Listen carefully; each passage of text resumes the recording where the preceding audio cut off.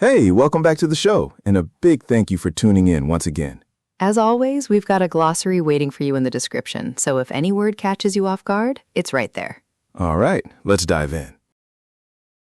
Sophie, I want to start with a confession that I think a lot of people our age will recognize.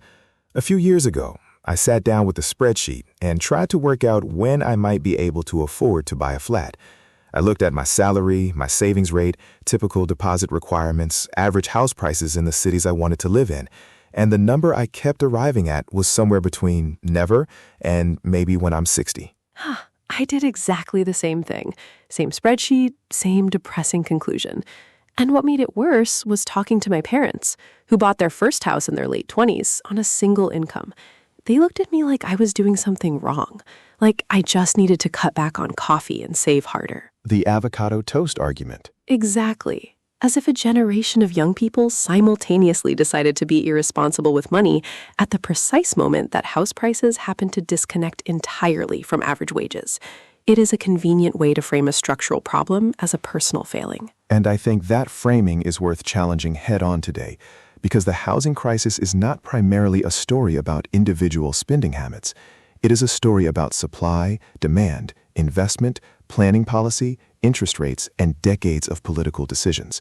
It is genuinely complicated, and the just save more narrative obscures that complexity in a way that is both unhelpful and, frankly, a little insulting. So let's dig into what is actually going on, because I think a lot of people feel the problem viscerally, but do not necessarily have the economic vocabulary to explain why things are the way they are. Let's start with the basic numbers, because they are genuinely stark. In the UK, the average house price to average earnings ratio, which tells you how many years of salary it takes to buy a typical home, was around 4-to-1 in the 1990s. Today, it is closer to 9-to-1 nationally and over 12-to-1 in London. That means someone on an average London salary would need 12 full years of their entire gross income to buy an average London home. And that is before you factor in the deposit, which in most cases is somewhere between 10 and 20% of the purchase price. On a £400,000 flat, that is £40,000 to £80,000 that you need to have saved before a lender will even talk to you. While also paying rent, which in most major cities has also risen sharply, and which makes saving that deposit significantly harder. It is a catch-22 that is genuinely difficult to escape without either very high earnings, family help, or a considerable amount of luck. The phrase, the bank of mom and dad, has become a serious term in housing economics. Research in the UK suggests that a substantial proportion of first-time buyers now rely on parental financial support for their deposit, which effectively means that access to home ownership is increasingly determined by whether your parents happen to own property, which is a fairly brutal form of inherited inequality. And it is not just a UK problem. The same pattern, house prices rising faster than wages over an extended period, home ownership rates falling among younger age groups, rental markets becoming more expensive and less secure, is visible in Australia, Canada, the United States, most of Western Europe. It is a genuinely global phenomenon. So what caused it? Because I think there is a tendency to reach for a single villain, greedy landlords, foreign investors, the government, whoever, when the reality is a confluence of multiple factors that have been building for decades. Let's start with supply, because it is probably the most important single factor and the one most consistently underinvested in by governments across the political spectrum. The simple version is, not enough homes are being built. In the UK, for example, the government's own estimates suggest the country needs to build around 300,000 new homes per year to meet demand. In recent years, actual completions have rarely exceeded 200,000. And the gap between those two numbers is not new. It has been accumulating for decades. Every year that fewer homes are built than are needed, the existing stock becomes more scarce relative to demand, and prices rise.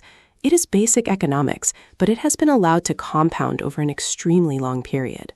The question is why supply has been so persistently constrained, and here you run into the planning system, which in many countries makes it genuinely very difficult and very slow to build new housing, particularly in or near cities where demand is highest.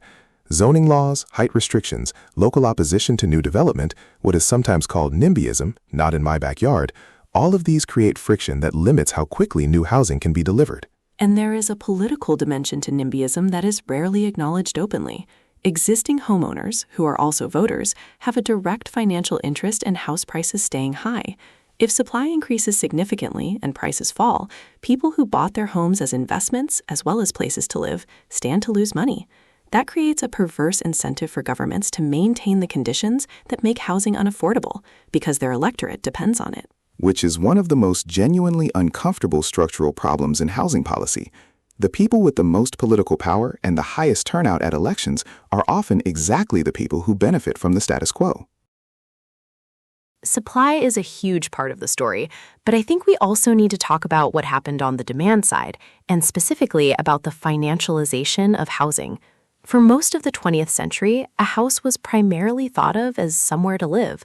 Over the last few decades, it has increasingly been treated as an investment asset, something you buy not because you need a place to live, but because you expect it to increase in value. And that shift has profound consequences. When housing becomes an investment vehicle, the people who already own property have an incentive to see prices continue rising, as we discussed. But it also brings in a new class of buyers: buy-to-let landlords, property developers, institutional investors, overseas buyers, who are competing for the same housing stock as people who just want somewhere to live, but who often have significantly more capital and less sensitivity to price. There was also a very specific macroeconomic event that poured fuel on the fire, which was the period of historically low interest rates that followed the 2008 financial crisis and continued until 2022. When the cost of borrowing is close to zero, the rational thing to do with money is not keep it in a savings account. It is to invest it in assets. And property, being tangible, income-generating, and historically reliable, was one of the most attractive options. So you had an enormous wave of capital flowing into housing markets around the world, pushing prices up further and faster than they would otherwise have gone. And then when interest rates rose sharply from 2022 onwards, the damage in terms of affordability had already been done. Prices in many markets have not fallen proportionally to the rise in mortgage costs, partly because supply is still constrained, and partly because owners are reluctant to sell at a loss, leaving buyers in a genuinely difficult position. The prices reflect the era of cheap money, but the mortgage repayments reflect the era of expensive money. It is the worst of both worlds for anyone trying to get on the property ladder for the first time. The property ladder is itself an interesting concept, actually. The idea that housing is a sequential investment journey. You start small, build equity, and trade up over time, only really works if you can get on the bottom rung. And for a growing proportion of people, that first rung has become unreachable. I want to bring in something that I think is underappreciated in the economic analysis of this, which is what the housing crisis is doing culturally. Because I think we are in the middle of a significant shift in how an entire generation thinks about the idea of home. What do you mean specifically? Well, for the generation before ours, homeownership was not just a financial goal. It was tied to a whole set of ideas about adulthood, stability, putting down roots, building a life. Owning a home was part of what it meant to be a proper grown-up. And I think a lot of people our age have had to quietly renegotiate that narrative because the timeline that our parents took for granted has simply not materialized for us. And that renegotiation is partly healthy and partly a bit sad, I think. On one hand, renting is not inherently a lesser way to live. In many European countries, Germany, Switzerland, Austria, the majority of people rent throughout their lives, and the rental market is well regulated, secure, and socially normalized. Renting does not carry the stigma there that it does in the UK or the USA. Exactly. The problem in countries like the UK and US is not renting per se. It is that the rental market is insecure, often poor quality, and offers tenants very little long-term stability. You can be asked to leave with 2 months' notice. You cannot paint the walls, you cannot have a pet, you cannot feel genuinely settled.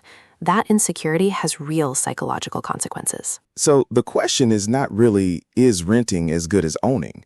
It is, can we build a rental system that offers people the security and the sense of home they need, whether or not they own the property they live in? Some countries have done it. Others have not even really tried. And that, I think, is one of the most important and least discussed dimensions of the housing crisis.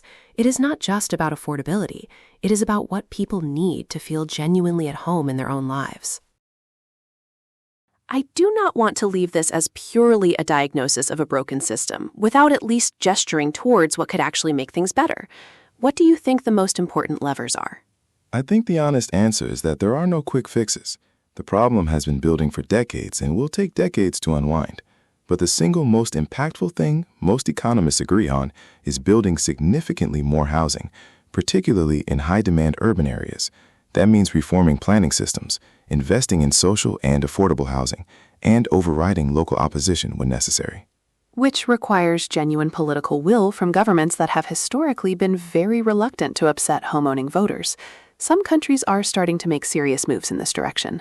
New Zealand reformed its planning laws significantly. Some U.S. cities are moving towards allowing higher density development in areas previously restricted to single-family homes. But progress is slow and uneven. On the demand side, some economists argue for taxing property investment more aggressively, reforming capital gains tax on second homes, for example, or taxing empty properties to discourage speculation. The idea being to shift some of the advantage away from people who hold property as an investment and towards people who need it as a home. And I think there is a bigger conversation to be had about how we think about housing in the first place. As long as we collectively treat it primarily as an investment and a store of wealth, the interests of existing owners and the needs of future occupants will remain in tension. Reframing housing as primarily a social good, something everyone needs and should have reliable access to, requires a cultural as much as a policy shift. Which is a long-term project. But acknowledging that the current situation is both unfair and economically damaging, and that it is the product of choices, not inevitability, is at least the honest starting point. Well said. Things that are made can be unmade, just usually not as quickly as we would like. Okay, and now it is very much your turn, because this is one of those topics where your experience is genuinely part of the story. Our question for today: what is the housing situation like where you live? Is it difficult to afford to rent or buy? Have you or someone you know been personally affected by rising housing costs? Tell us in the comments in English. We want to hear from all over the world. And as always, what topics do you want us to cover in future episodes? Economics, relationships, health, technology, culture. Anything goes. We build this show around what you actually want to learn, and we read every single comment. If this episode was useful, share it with someone who needs the vocabulary to talk about this topic. See you next time. Thanks so much for listening today. Genuinely glad you joined us. The glossary is in the description with all the key vocabulary. See you next time. Take care. Bye.